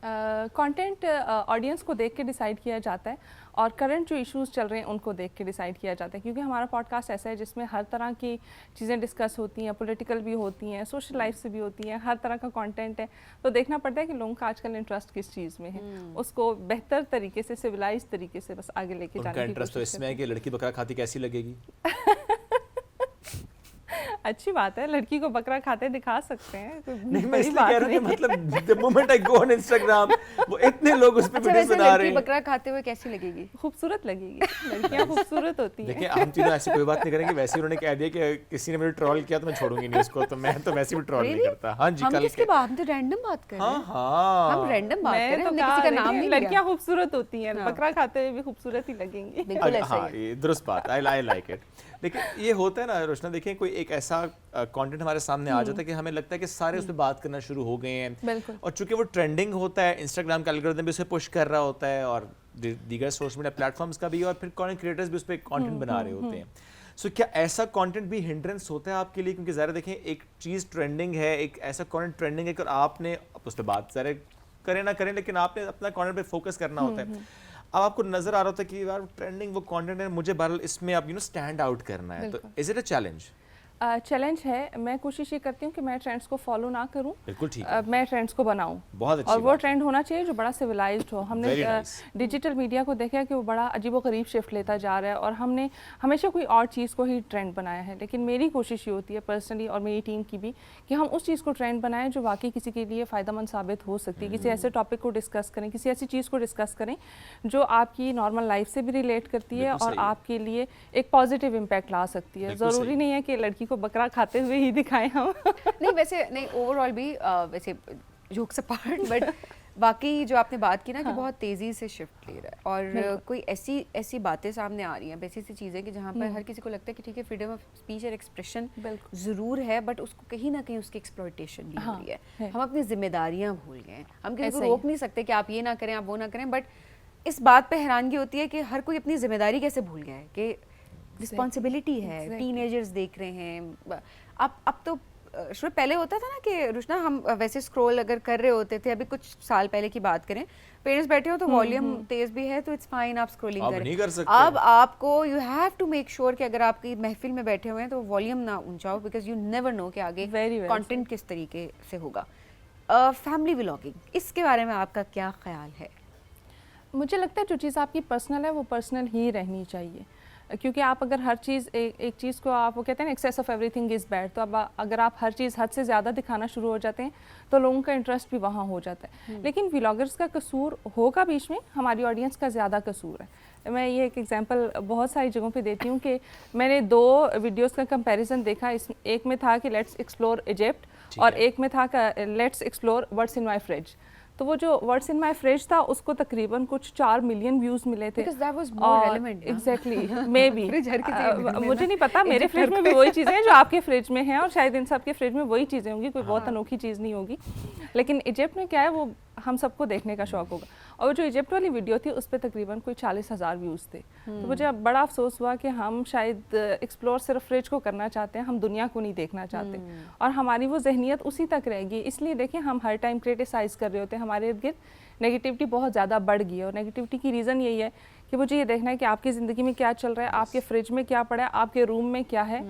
होगा मेरी भी ज़िंदगी में वही सब होगा। मैं फैमिली व्लॉगिंग में देख रही हूँ कि मियाँ बीवी के झगड़े, शायद मेरी लाइफ में भी वही सब चल रहा होगा, एंड दैट्स वेरी नॉर्मल। मतलब हमने इन चीज़ों को फैंटेसाइज कर दिया है कि नहीं वैलेंटाइन डे है तो फूल लाना ज़रूरी है, और अगर फूल नहीं लाए जा रहे तो दैट मीन्स कि वो शख्स आपसे मोहब्बत नहीं करता। क्योंकि मोहब्बत करने के बहुत तरीके होते हैं, ये पैरामीटर्स हैं जी। एग्जैक्टली आपने उन चीज़ों को स्टैंडर्ड बना लिया। सोशल मीडिया ने ये तो बड़ा पुराना, मतलब सोशल मीडिया नहीं भी था तो एक नहीं, आई बिलीव मोहब्बत के बड़े तरीके होते हैं, आप उससे का ख्याल रखते हो। फूलों की बात हो रही है। अच्छा वो जो बड़े बड़े ट्रक पे जा रहे हैं, बड़े बड़े बुकेज हैं, खैर पता नहीं, आई थिंक वो तो एक लाइक लव एक्सप्रेशन भी होता है, पर्सनल रखे ना, डिफरेंट होता है। नहीं मैं फूलों पे नहीं कहती। देखिए मैं हमेशा की बात करती हूँ कि जो चीज़ अफोर्डेबल है, जो हर कोई अफोर्ड कर सकते हैं, अगर आप उसको दिखा भी रहे हैं तो वो आप दूसरे को भी मोटिवेट करें कि आप भी अपने पार्टनर के लिए कुछ ऐसा कर सकते हैं। अच्छी बात है। मैं डिस्करेज इस चीज़ को करती हूँ जहाँ पर पैसे की नुमाइश होती है, जहाँ पर आप महंगी महंगी चीज़ें दिखा रहे होते हैं। बेशक आप अपने पार्टनर को दे रहे हैं, आप अपनी खुशी को, किसी की इंटेंशन पे शक नहीं यहाँ पे किया जा रहा, बट अनइंटेंशनली आप किसी का घर ख़राब कर रहे होते हैं, किसी की ज़िंदगी में महरूमी ला रहे होते हैं। आप बहुत सारे यंगस्टर्स के दिलों में ये चीज़ डाल रहे होते हैं कि यही ज़िंदगी है और ज़िंदगी ऐसे ही होती है, हालांकि ज़िंदगी ऐसे नहीं होती। हमने बड़ी चीज़ों को सिंबलाइज़ कर लिया है। लाइफ बड़ी डिफरेंट है। जब आप प्रैक्टिकल चीज़ों की तरफ आते हो, वो फिल्मी दुनिया से निकल के जब आप आते हो तो आपको समझ आती है कि नहीं, ये सारी चीज़ें तो बस एक छोटा सा हिस्सा है, और ज़िंदगी कॉम्प्रोमाइज़ का नाम है, एक दूसरे का ख्याल रखने का नाम है। वो चीज़ें ज़्यादा मैटर करती हैं। सोशल मीडिया तो बस वो कहते हैं जो दिखता है वो शायद होता नहीं है असल में। मोस्टली वो नहीं होता। हाँ मोस्टली वो नहीं होता। और लोग वही दिखाते हैं जो वो दिखाना चाहते हैं। देखिए कोई अपनी मिजरी नहीं दिखाएगा, कोई नहीं दिखाएगा कितना वल्नरेबल है। नहीं, बड़े कम कुछ लोग हैं जो कि एक रियल कंटेंट बनाते हैं, लेकिन बहुत सारे ऐसे लोग हैं जो कि सिर्फ वो दिखाते हैं कि जी जी हैप्पी लाइफ, हैप्पी। और आप वाकई घर में बैठे हुए एक कपल ये सोच रहे, नॉर्मल कपल घर में बैठे सोच रहा होता है कि अच्छा इनकी तो कभी लड़ाई नहीं होती, जो हमारी क्यों लड़ाई होती है। तो हमेशा मैं कहती हूँ कि ग्लैमराइज ना किया करें, वो एक फैंटेसी की दुनिया है। Let's be realistic. जो हमने चीज़ों को आइडियल कर लिया ना, सब चीज़ें आइडियल होंगी, नॉर्मल लाइफ की चीज़ों को हम ऐसा हो ही नहीं सकता किसी कपल की लड़ाई ना हो। ऐसा हो ही नहीं सकता कि मर्द गलत ना हो। ओके ऐसा हो ही नहीं सकता कि औरत सही ना हो। हो ही नहीं सकता कि औरत सही ना हो। ये एक इम्पॉसिबल होता है, एक डिसपॉसिबल होता है। ये डिसपॉसिबल। बेशक मैं फिर जाऊँ उनका। हमने प्रिंसेस ट्रीटमेंट को भी नॉर्मल कर लिया। मैं वो उठ के नाश्ता बना के आ जाऊँ जल्दी से। बनाना चाहिए था ना, यार उसमें सोई हुई थी, गरम नाश्ता खिलाऊंगा ना, ऐसे ठंडा पराठा बना के आ जाता। ओके ऐसे कैसे सही? Very caring, very caring. Coming to the topic again. आजकल रुशना पॉडकास्टर्स में बहुत क्रिटिसिज्म हो रहा है कुछ पॉडकास्टर्स की वजह से। बिल्कुल। देखिए एक पॉडकास्टर है, वो किसी को बुलाते हैं और किसी, देखिए मैं कहता हूँ गेस्ट की सिलेक्शन मसला नहीं है, सवाल मसला है। बिल्कुल। आप किसको बुला के क्या सवाल करें वो मसला बिल्कुल है, क्योंकि जब आप सवाल करेंगे तो जवाब आगे से आएगा, और फिर वो जो जवाब आता है वो वायरल हो जाता है। उसमें पॉडकास्टर पे सवाल नहीं होता, उस जो गेस्ट होता है उस पर सवाल होता है। हालांकि मैं कहूँगा कि जिम्मेदारी पॉडकास्टर की है, उसकी टीम की है कि जिसने ये कंटेंट क्रिएट किया है और फिर उसको वायरल भी वो कर रहे होते हैं। किसी को बुलाएंगे तो कहेंगे जी माजी में आपने देखना ये किया था, आपने इंस्टा पे ये पोस्ट क्यों लगाई थी। मतलब जज बन जाते हैं, पुलिस वाले बन जाते हैं, FIR काटने वाले बन जाते हैं। ये क्यों किया था आपने, अच्छा ये क्यों किया था आपने, अच्छा ये क्यों किया था, फिर आपने जो सोने की चेन पहनी ये असली नहीं है, मतलब what that gold chain has to do with your podcast और थिंग्स लाइक दैट। ऐसे अब वो लोग हैं रोशना जिन्होंने कई साल इस इंडस्ट्री को दिए हैं, हमने उनको देखा है, बहुत से लोगों ने उनसे सीखा है, उनसे इंस्पायर होकर इस इंडस्ट्री में आए हैं। And now when we see this phase तो हम सारे डिस्टर्ब होते हैं कि ये क्या हो रहा है। I am not naming anybody but there are so many podcasters जो ये कर रहे हैं। क्या हो रहा है ये, मतलब I don't know what to say this. क्या इसकी वजह से आप पे भी प्रेशर आता है कि वो देखिए उसका पॉडकास्ट इतना वायरल, उसका पॉडकास्ट इतना वायरल, उसका क्योंकि पॉडकास्ट कंपटीशन है ना, व्यूज का चक्कर है। हाँ, होता है कंपटीशन, लेकिन मैंने जिस तरह से बताया कि हमारे पॉडकास्ट की नौइयत बहुत मुख्तलिफ है। हम कोशिश करते हैं कि हम प्रोडक्टिव टॉपिक्स के ऊपर बात करें और हम ट्रेंड्स की तरफ ना जाएं। मेरी हमेशा कोशिश ये होती है कि जो रियल ऑन ग्राउंड इश्यूज़ हैं हम उनको डिस्कस करें। फॉर एग्जांपल अभी अगर कहीं पे रोड का इशू चल रहा है या कहीं पे कोई तहरीक चल रही है या कहीं पे कोई प्रोटेस्ट चल रहा है, तो हम उसको बड़े महज़्ज़ब तरीके से डिस्कस करें। सिर्फ ये नहीं होगा कि ब्लेम गेम होगी। हो सकता है कि फॉर एग्जांपल अगर आप मेरे गेस्ट हैं तो आपका मौक़िफ़ अलग होगा और मेरा सवाल करने का तरीका, लेकिन रिस्पेक्ट मेंटेन करना बहुत बड़ा फैक्टर होता है। मेरी अपनी ये कोशिश होती है, आई don't know about rest of the people, लेकिन मेरी अपनी ये कोशिश होती है कि मेरा गेस्ट जब भी स्टूडियो आता है तो मेरा पहला सवाल उनसे होता है कि कोई ऐसी चीज़ जो आप चाहते हैं कि डिस्कस हो और कोई ऐसी चीज़ जो आप चाहते हैं कि ना डिस्कस हो, तो वो फिर अपनी बता देते हैं कि हाँ ये टॉपिक है, हम इसके ऊपर बात नहीं करना चाहते। और सवाल करने का तरीका बड़ा महज़्ज़ब भी हो सकता है। ज़रूरी नहीं है कि एक बंदे ने आपको मैं कहती हूँ कि गेस्ट आप पे एहसान करता है जब आपके पास आता है, क्योंकि वो अपने कीमती वक्त में से वक्त निकाल के आपके लिए एग्जैक्टली आप जैसे घर में मेहमान को ट्रीट करते हैं। हमारी जो पाकिस्तानी या हमारे मुआशरे की जो रिवायात हैं वो ये है कि आप मेहमान को इज़्ज़त दोगे। बिल्कुल। सॉरी टू से आप मेहमान को बुला के उसको डीफेम नहीं करोगे, उसको मतलब ऐसे लेवल पे नहीं लेके आओगे कि वो बाकी दुनिया के लिए एक मजाक बन के रह जाए। तो आपको बड़ा सोचना पड़ता है और ये रिस्पॉन्सिबिलिटी होती है जो बहुत कम लोगों में हमारे अब रह गई है। और वो शायद इसलिए क्योंकि ये वो लोग हैं जो कि कहीं से भी उठ के 2 माइक्स 2 कैमरास लेके और एक सेट पे बैठ के और उनको लगता है कि हम जज हैं, हम किसी को भी अकाउंटेबल ठहरा सकते हैं, हम किसी से भी किसी भी तरह का क्वेश्चन कर सकते हैं। और मुझे इसमें रुशना, ये मेरा पर्सनल व्यू है इसमें, क्योंकि जिन लोगों की हम आज बात करें क्योंकि बहुत सीनियर लोग हैं, वो मुझे ज़ाती तौर पे ये लगता है कि उन्होंने एक फेम देखा। बिल्कुल। अब ज़ाहिर देखें हर चीज़ की एक लाइफ होती है, then there new people coming in, energetic people, more aware people, they are coming in और अपनी जगह बना रहे हैं। सो शायद वो रेलिवेंट रहने के लिए ऐसे टैक्टिक्स कर रहे होते हैं कि you just to stay relevant और मे बी लुकिंग कूल कि जेन ज़ी के साथ किस तरह रेलिवेंट हो जाए, वो इस तरह की आप रेलिवेंट रहने के लिए अच्छा कंटेंट भी बना सकते हैं। आप बहुत सारी चीज़ें ऐसी हैं जो हमारे इर्द गिर्द हो रही हैं जिनके ऊपर किसी का फोकस ही नहीं जाता। बिल्कुल। तो आप उनको टारगेट करें, आप उनके ऊपर जाएं, आप नए इश्यूज को लेके आएं। हाँ बिल्कुल हो सकता है, लेकिन हमारे लोग उस पर फोकस नहीं कर रहे होते। लेकिन इसमें सिर्फ एक साइड कसूरवार नहीं है, हमारी ऑडियंस भी कसूरवार है। हमारी ऑडियंस वो देखना पसंद करती है। मैंने आपको कहा ना कि हम देखना चाहते हैं कि अगले की ज़िंदगी में क्या है, अगले के फ्रिज में क्या है, अगले के किचन में क्या है, तो हम वो स्पेस देते हैं, इसलिए उस तरह का कंटेंट आता है। इसलिए तो ज़्यादा होता है कि वो जब इतने मिलियन व्यूज़ आते हैं तो बंदा कहता है कि कंजम्पशन हो रही है। दुख ज़्यादा इस बात का होता है, बिल्कुल होता है। वो आपको बूस्ट अप करता है ना कि आपने और इस तरह का कंटेंट बनाना है। मुसलसल आता है, बार-बार आता है।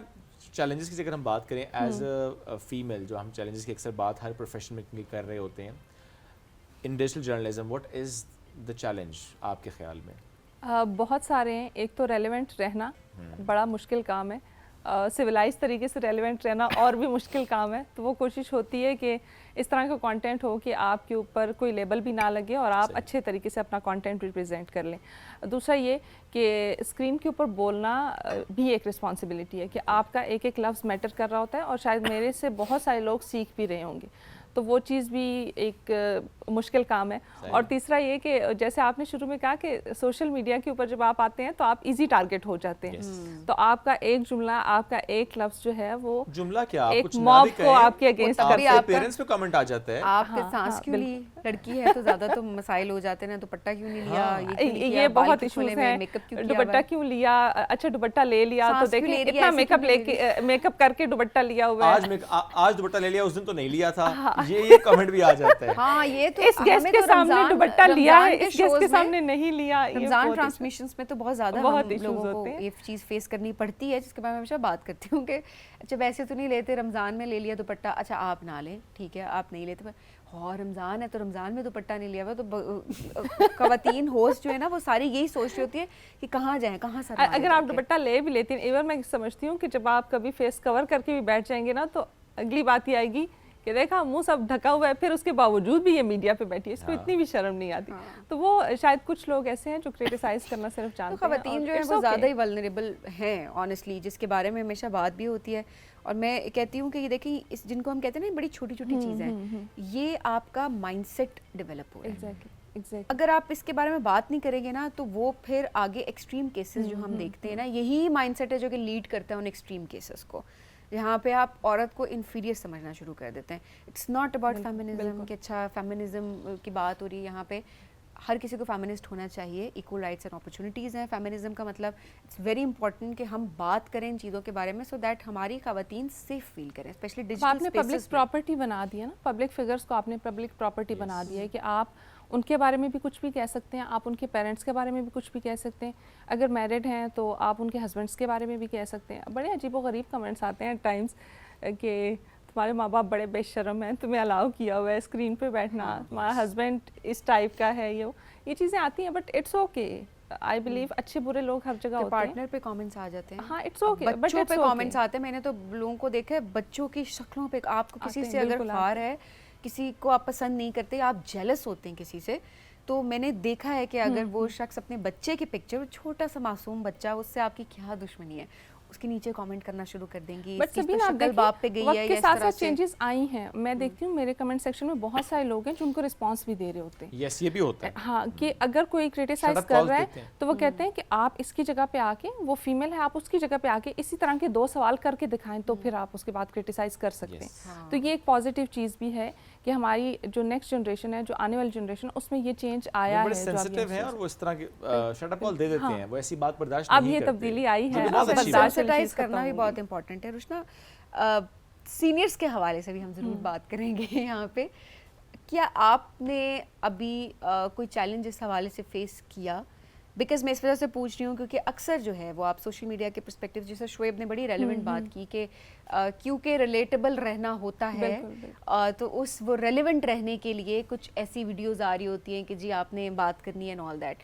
क्या ये चैलेंज आपने फेस किया कि कहीं ना कहीं हर्डल आपको सीनियर्स की वजह से भी फेस करनी पड़ी? स्पेशली मैं फीमेल्स के पर्सपेक्टिव से इसलिए बात करूँ क्योंकि वाकई जो जेलसी है वो बहुत एग्जिस्ट करती है और हम इस चीज़ को अंडरस्टैंड नहीं कर रहे होते कि हमने एक बड़ा अच्छा टाइम गुजारा और आप में हम जैसे और हम अपने आप को जूनियर कंसिडर करते हैं, स्टूडेंट कंसिडर करते हैं और हमने अपने सीनियर्स से बहुत सीखा है, बट स्टिल एक चीज़ है जो कि चैलेंज बना देती है हमारे लिए। आपने इस चीज़ को फेस किया, आप कैसे देखती हैं? मैं शायद ख़ुद को लकी समझती हूँ क्योंकि मुझे इस टाइप की चीज़ कभी सामने आई नहीं कि किसी सीनियर ने किसी चीज़ पे रोका हो, टोका हो।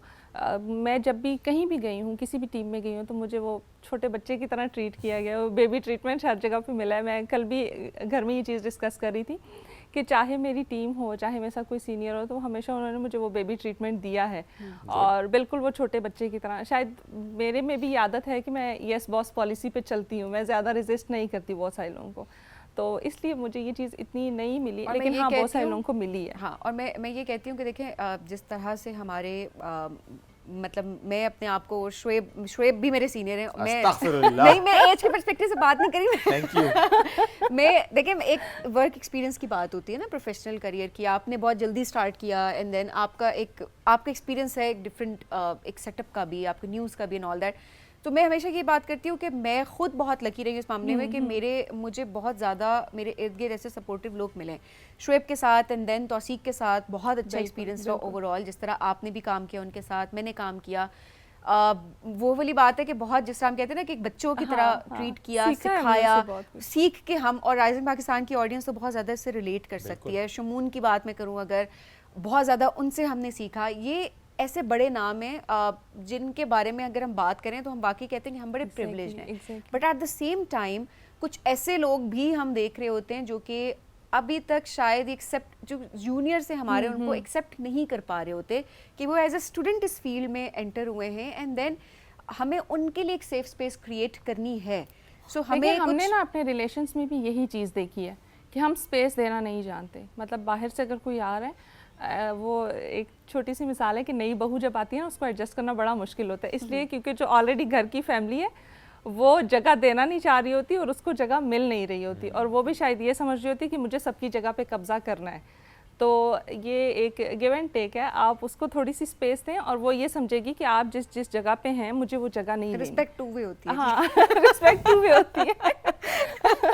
तो हमारे प्रोफेशनल में भी यही बिहेवियर है कि हम स्पेस देना नहीं जानते, हम इस चीज़ को एक्सेप्ट नहीं करते। वो बहुत पहले जब मैं आई इस इंडस्ट्री में तो मुझे ये बताया गया कि स्क्रीन का नशा होता है, और मुझे टाइम के साथ साथ रियलाइज़ हुआ कि कुछ लोगों को वाकई स्क्रीन का नशा है। वो ये नहीं समझते कि मुझे दूसरे को स्पेस देनी है, मुझे ये रियलाइज़ करना है कि मैं सीनियर हूँ, मुझे बड़ा बन के, जैसे आप घर के बड़े हैं उसी तरीके से आपने इस सेट को अपने प्रोफेशन को भी लेके बड़ा बन के बड़े दिल के साथ कि वो जो स्क्रीन का नशा वाली बात है ना, वो वाकई पहले थी, अब खत्म हो गई है। हाँ, इस जनरेशन में नहीं है कि मैं ज्यादा स्क्रीन टाइम ले लूं या तुम ज्यादा स्क्रीन टाइम ले लो या तुम ज्यादा। अच्छा, मेरे फ्रेम में तो अक्सर ये होता है तुम स्टार्ट करो। तो वो मुझे लगता है कि बाकी आहिस्ता आहिस्ता लोगों ने खत्म कर दिया इसको, क्योंकि अब आपके पास डिजिटल प्लेटफॉर्म्स बहुत ज्यादा है ना। आपका इंस्टाग्राम है, फेसबुक है, अब यहाँ पे आपको स्पेस नहीं मिल रही, आप इंस्टाग्राम पे अपनी स्पेस स्पेस है। अब मसला कि स्पेस ही स्पेस है, तो इशू ही नहीं रहा। मुझे इस बात की भी खुशी है कि अब जो हमारे सीनियर्स हैं, जो मेल हैं, वो जो यंगस्टर्स हैं, जो लड़कियां हैं, उनके लिए वो काफ़ी ज़्यादा फीमेल्स के लिए स्पेस क्रिएट करते हैं। तो ये जो जनरेशन है ये इस हिसाब से भी बहुत डिफरेंट है। सो आई थिंक उनको भी हमें अप्रिशिएट करना चाहिए। हम अक्सर बात कर रहे होते हैं कि मर्द शायद सपोर्टिव नहीं होते हैं ऑल दैट। सो ये बड़ी ज़रूरी चीज़ है कि हम इस चीज़ को देखें कि किस तरीके से बहुत सारे मर्द हमारे इर्द गिर्द हैं जो बहुत अहम किरदार अदा कर रहे हैं आपकी ज़िंदगी जो अच्छी है। वो कहते हैं कि सारे मर्द एक जैसे नहीं होते, डेफिनेटली बहुत सारे मर्द ऐसे भी हैं जो आपके लिए सेफ स्पेस क्रिएट कर रहे हैं, जो आपको सपोर्ट कर रहे हैं और जो आपको इस मकाम तक लाने में मदद कर रहे हैं। अब वो आपके फैमिली मेम्बर्स भी हो सकते हैं, वो आपके प्रोफेशनल लाइफ में भी, क्योंकि मेरे जितने भी प्रोफेशनल लाइफ में लोग रहे हैं, अब आई रिमेंबर मैं 3 साल पहले जब राइजिंग पाकिस्तान करती थी तो आसिफ साहब मेरे से पूछते थे बहाने बहाने से, अच्छा फलाना गेस्ट मुझे तो याद नहीं है, बताना लड़की क्या कौन कौन आ रहा है आज। He used to pretend it, ठीक है, इनकॉर्पोरेट करते हैं आपको ना, बजाय इसके कि वो डायरेक्ट पूछते कि बताओ कौन कौन है, तो मुझे कहते थे फलाना गेस्ट है, अच्छा मुझे भूल गया, बताना क्या क्या है, जस्ट टू चेक कि मुझे कुछ आता है या नहीं। नहीं, क्योंकि ये मैंने चीज़ रियलाइज़ की जब मैं उनको पॉइंट्स बताती थी। मैं जब उनको पॉइंट्स बताती थी तो वो मुझे पॉइंट बताते थे, ये पॉइंट आपने स्किप किया है। तो जब 3 बार मेरे साथ हुआ तो आई रियलाइज कि बस ठीक है, मुझे सिखाने की कोशिश कर रहे हैं। हाँ, तो वो लर्निंग का एक अच्छा फेज था और वो उसने मुझे हेल्प आउट किया कि हाँ डायरेक्ट आप किसी से पूछ के उसको एम्बैरेस नहीं करते। डिसेंट वे ऑफ कम्युनिकेशन, और वो हम फिर बड़ों से सीख भी रहे होते हैं। और वो अप्रिशिएट भी करते थे। मुझे याद है कि जब कोई चीज़ अच्छी करते थे तो खुद क्लैप करते थे, यार ज़बरदस्त किया, बहुत अच्छा किया। तो उससे आप जो है ना आपकी एनर्जी बढ़ती है, कॉन्फिडेंस भी आता है, आपकी लर्निंग भी हो रही होती है। और वी रियली विश के यू नो ऐसे सीनियर्स ही मिले हम सबको जी। Roshan, thank you very much for joining us, it's great to have you, all the best अपने अगले आने वाले पॉडकास्ट जो आप कर रही हैं, जो पाइपलाइन में है, and all the digital journalism you are doing. Thank you. नाज़रीन, एक ब्रेक की तरफ बढ़े, ब्रेक से वापस आएंगे, रहिए हमारे साथ। ये है राइजिंग पाकिस्तान।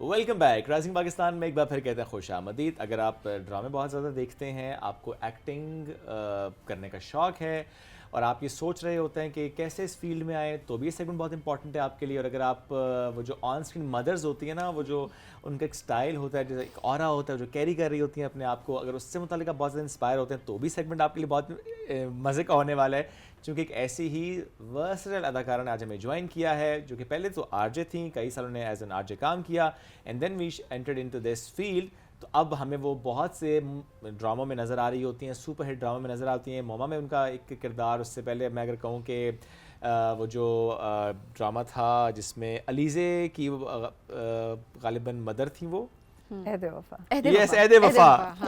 बहुत से ड्रामे, तो ड्रामे इतने ज्यादा। अच्छा, वो हर किरदार में ऐसे अपने आप को ढाल लेती हैं कि आप जब दूसरे किरदार में देख रहे हो तो आप कहते हैं अच्छा ये वही थी जो कि ये वाला जो है कैरेक्टर। और कभी-कभी किरदार ऐसे होते हैं आप कहते हैं तो बिल्कुल मेरी अम्मी की तरह किरदार है ना, वो इतना वो रिलेट कर पा रहे होते हैं। Sofia Mahmood is with us, let's welcome her. अस्सलाम वालेकुम जी, कैसी हैं आप? अस्सलाम वालेकुम, thank you so much. Thank you so much for coming ji.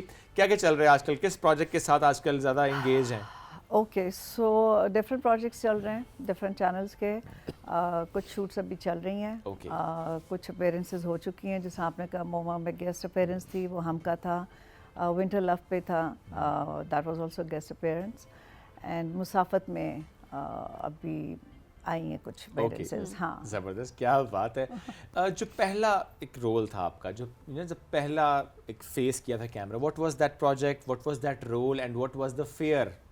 No fear. No fear, okay, No great. fear. Actually, I'm not camera shy क्योंकि आप जब RJ होते हो, आप बोलने की आदत होती है, so you have that confidence. तो वो fear वगैरह नहीं था। Acting का कोई सीन नहीं था दूर तक। Okay. It was by chance. Actually, मेरी जो दोस्त and colleague लैला ज़ुबैरी, उनके through I came, और वो मेरे लिए इसलिए आसान था, it was sitcom.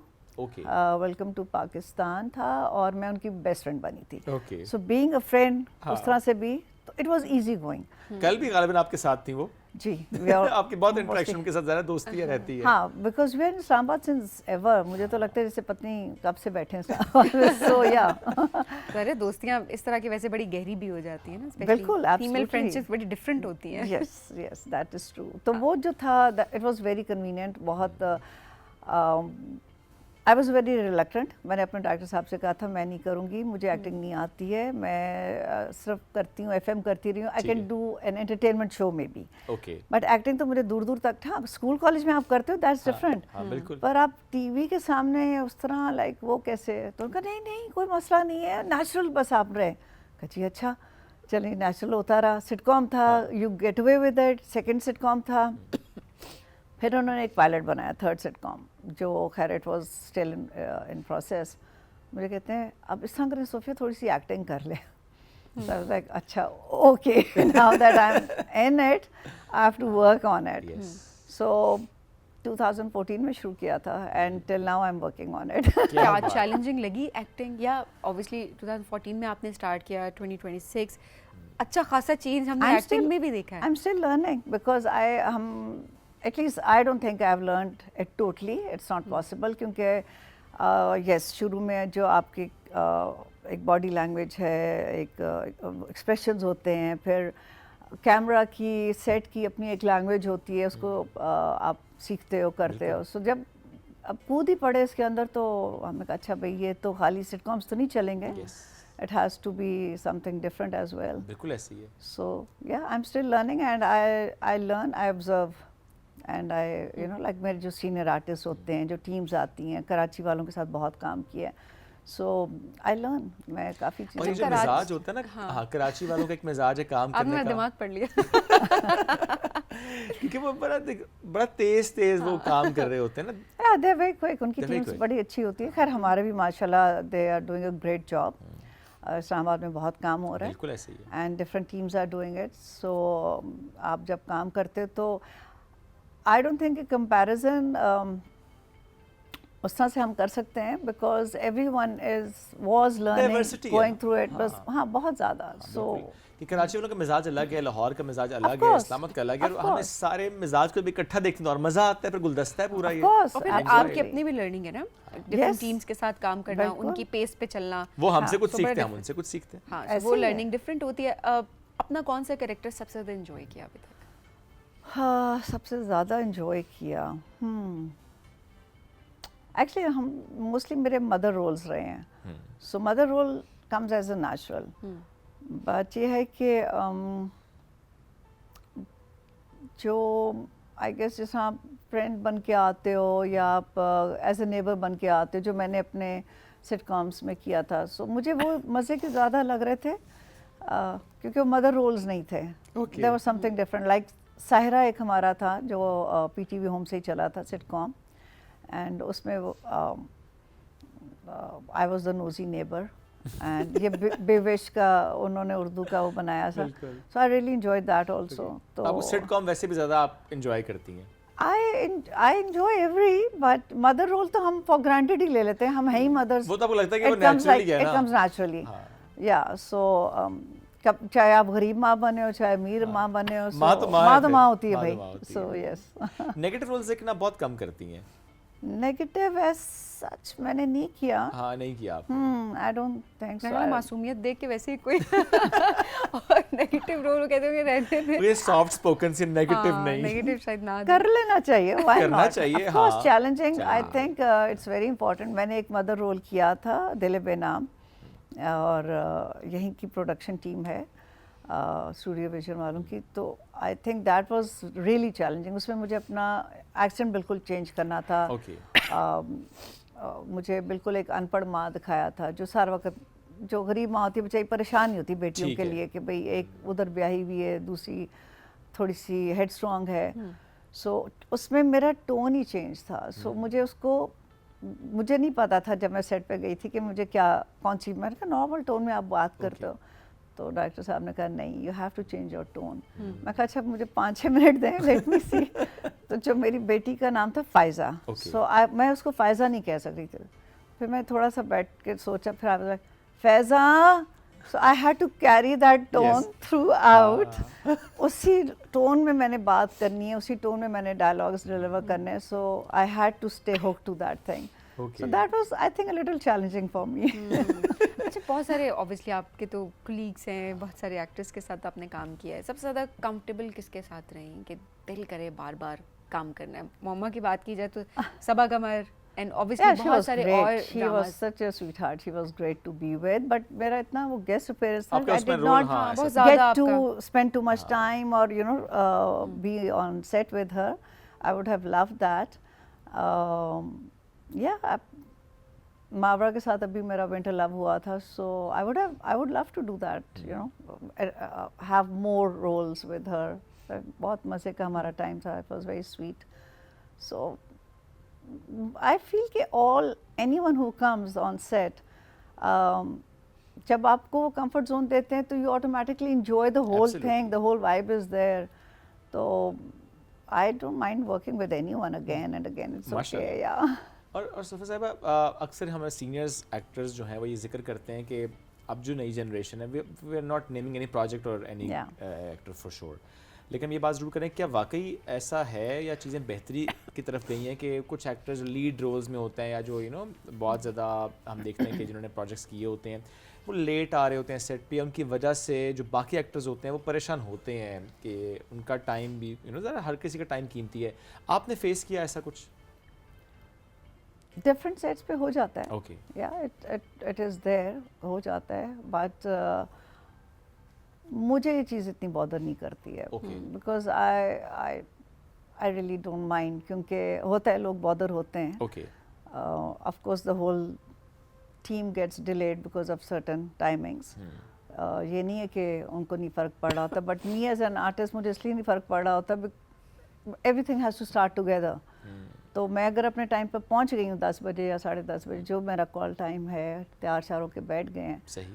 सो हम फिर अपना थोड़ा we go through our scripts, we go through our character कि हमने उसको कैसे लेके चलना है, उस टाइम को हम इस तरह आई यूटिलाइज कर लेते हैं। हाँ। What bothers you then? If this doesn't bother you, what bothers you? Hardly. Hardly. Easy going. Because I think इंतज़ार करना, वक्त आपका ज़ाया हो रहा हो किसी भी फैक्टर की वजह से, वो तो बड़ा फ्रस्ट्रेटिंग होता है। I just feel कि अगर आप एक काम में आ गए, you are passionate about it. I know it would become very annoying अगर बहुत hours on end का डिले हो, maybe because you'll be like यार okay, आपकी एनर्जी ड्रेन हो रही होती है, आप फिर खाने पीने में लग जाते हो, यार I need to get my energy back, क्योंकि कैमरे को फेस करना है। उसमें शायद आप थोड़े से खुद एनर्जी वाइज डाउन में अगर हो जाऊँ तो हो जाऊँ, बट मेरी स्पिरिट डाउन इसलिए नहीं होती बिकॉज यहाँ का दिमाग को मैं वो स्विच ऑफ कर देती हूँ अपना, so I don't let this bother me, this is our master, you see. So आप जितना अपने मास्टर को हावी होने देंगे वो आपको ख्वार करेगा। So it's better to switch it off when you're on the set. लेकिन देखिए फोन स्विच ऑफ नहीं हो सकता जब घर से कॉल आती है ना, बेटी की कॉल भी आ सकती है, किसी की भी आ सकती है। नहीं, बिकॉज मैं अपडेट दे देती हूँ, getting late, yeah. So updates जब चली जाती हैं and then of course the phone is switched off, हमें सेट पे जाना होता है, it's not with us, so they know. Okay. And अब तो it's been 12 years, they know very well. अब तो आदत हो गई है सबको। एक तो बेटी आपकी फुटबॉलर है ना? Yes. माशाल्लाह। बाकी बच्चे? She was actually the national team में रही हैं, कैप्टन भी रही हैं। Yes. माशाल्लाह। तो वो क्या कर रही हैं अभी? She lives abroad. She is working there, and she works for the women empowerment. Okay. और यहाँ पे जब थी तो she was working for the underprivileged children. Yes. So yeah, so she loves her work. Okay. अच्छा किसी भी बच्चे को एक्टिंग का शौक नहीं हुआ? नहीं, मुझे खुद नहीं था तो बच्चे तो बड़ी दूर की बात है। मैं तो खैर जब आ गई तो आई वाज लाइक नहीं, I think this is something that I need to you know enhance. So या अब कि आज भी जिस तरह हम कहते हैं ना कुछ फील्ड से मुतालिक स्टिल वो एक चीज़ बनी होती है जी, सेफ़ नहीं है। अभी भी देखें बहुत सी फैमिलीज ऐसी हैं जो कि सोचती हैं कि अच्छा अगर कोई उनसे कहे, नॉट जस्ट फॉर वुमेन, बच्चों के लिए भी, वो नहीं इस फील्ड में नहीं जाना, इस प्रोफेशन में नहीं जाना, चैलेंजिंग ज़्यादा होगा, मुश्किल हो सकती है, लेट आवर्स एंड एवरीथिंग। क्योंकि आज भी इस फील्ड के मुताबिक जो परसेप्शन है, आपको लगता है कि वो परसेप्शन ठीक है? देखिए, बच्चों के हवाले से मैं कहूँगी कि उनका स्कूलिंग होती है। अच्छा, जो सेट पे हम बच्चे देखते हैं, कोई ना कोई उनके पेरेंट्स साथ होता है। So I am sure they are well informed about these things. It's not that they are coming for the first time, और जो फर्स्ट टाइम आता है फिर वो अपना कंफर्ट जोन खुद ही उस दिन देख लेता है कि मैं दोबारा आ सकता हूँ, आ सकती हूँ उसमें कि नहीं आ सकती, because it does become little challenging for the new commerce. बच्चे हैं, उनको समझ नहीं आ रही डायरेक्टर की लैंग्वेज या किसी और की कि भाई इस तरह होना है, उस तरह होना है, वो घबरा भी जाते हैं। और कुछ बड़े प्रो हैं माशाल्लाह, वो इतने छोटे छोटे साइजेस के। अभी हैड आर रिसेंटली हमने किया है सिला का एक शूट, वो छोटी बच्ची माशाल्लाह, she was like so confident, and उसकी अम्मा भी साथ थी। So I am sure they know how to manage this timings. और प्लस आई थिंक ये भी है कि हर प्रोफेशन के अपने डायनामिक्स होते हैं, सर्टेन डायनामिक्स होते हैं, और लोग उसे अंडरस्टैंड करते हैं। और मैं इसको यूँ समझता हूँ कि if you have a passion of certain thing, तो फिर आप ये चीज़ें बॉदर नहीं करने देते। एंड ऑल्सो ये बड़ी अच्छी अप्रोच होती है जो आपने इससे पहले बात की ना, मुझे बड़ी अच्छी लगी कि यहाँ से स्विच ऑफ करना पड़ता है बहुत सारी चीज़ों में, क्योंकि आप हर सिचुएशन आपके कंट्रोल में नहीं होती है। आप सिचुएशन को या लोगों को कंट्रोल नहीं कर सकते, आप अपने आप को कंट्रोल कर सकते हैं। सो आपने अपने आप को इफेक्ट नहीं होने देना, ये सबसे बड़ी बात होती है। जितने अभी यंगस्टर्स आना चाहते हैं, बिकॉज ये फील्ड अट्रैक्टिव तो है ना, लगती है सबको। अनरियलिस्टिक एक्सपेक्टेशंस भी हैं हमारी यंगस्टर्स की, आएंगे रातों रात फिल्मी मिल जाएगा, एग्जैक्टली। सो उनको आप क्या मैसेज देंगी, क्या टिप्स देना चाहेंगी? देखिए, जैसा बहुत सारे यंग बच्चे जो आते हैं करते हैं, उनको हम देख रहे होते हैं, वो थोड़े से I would say Gen Z type जो हैं, दे आर वेरी क्विक। उनको होता है बस जल्दी जल्दी जल्दी जल्दी, ऐसे कर लो, उस तरह कर लो, वैसे कर लो, बस you know they want to, उनको लग रहा है जैसे वो घर में चल रहे हैं, स्कूल में चल रहे हैं, वो इस तरह। So they have to calm down on that. अगर वो बच्चे आते हैं, मैं तो हमेशा उनको कहती हूँ, एक तो बेटा don't let this thing get to your head, number 1। आप आएँ अपना शौक से, अगर आ रहे हैं तो फिर थोड़ा पेशेंटली आएँ, फिर आप इम्पेशेंट ना हो, और आप ये ना एक्सपेक्ट करें कि आपकी उंगलियों पे सारे करेंगे, इट्स नॉट पॉसिबल। हर चीज़ का एक वक्त है, हर चीज़ का एक तरीक़ाकार है चलने का, और उस तरीके के साथ अगर आप चल सकते हो तो आप ज़रूर आओ। बिल्कुल ठीक है। और अगर आप नहीं चल सकते हो, you don't have the patience but you want to be in front of the screen, फिर अपने आप को थोड़ा ट्रेन करके आओ, क्योंकि it's not possible, because then you are wasting everyone's time and you are wasting your energy also, उसका फ़ायदा नहीं है। So but yes, young kids are like very hyper. हाँ, आजकल के बच्चों को में वो पेशेंस नहीं है, या you know they just get, I don't no, जल्दी जल्दी जो है उन्हें हर काम करना, हाँ उन्हें हर चीज़ करनी होती है। मैं देखती हूँ कभी कभी सेट्स पे, तो दे आर लाइक, क्या है, क्यों नहीं हो रहा है फलाने। मैं कहा बेटा तुम चिप्स खाओ, अभी टाइम है इसमें, सो रिलैक्स करो, कोई कोल्ड ड्रिंक ले लो, कुछ चाय मंगवा लो, कुछ मंगवा लो, पानी पियो, ठंडे हो जाओ। ये तो अच्छा आपने काम डाउन कर दिया। वहाँ पे proper you know of camera भी मदर का किरदार अदा कर रही होती हैं, मैं कहूँगा। आई थिंक सो, या मेरे अंदर ये कीड़ा कुछ ज़्यादा ही घुसा हुआ है। I need to you know like उसको थोड़ा थोड़ा कम करना चाहिए, क्योंकि not everyone wants that kind of thing, you know. बच्चे आजकल के और तरह के हैं, हमारे बच्चे और तरह के थे। तो अब जिस तरह के बच्चे हैं उसके तरह से मैनेज करना पड़ता है। सो फर्स्ट वक्त बड़ा मुख्तसर था, but it's so great to have you. Thank you very much for joining us today, it's great to have you. नाज़रीन, आपसे हमें लेने की इजाज़त, अपना ख्याल रखें और हमें दुआ में याद रखें। Let's end the show. दोबारा मुलाकात आपसे कल करते हैं जी। अल्लाह हाफिज़।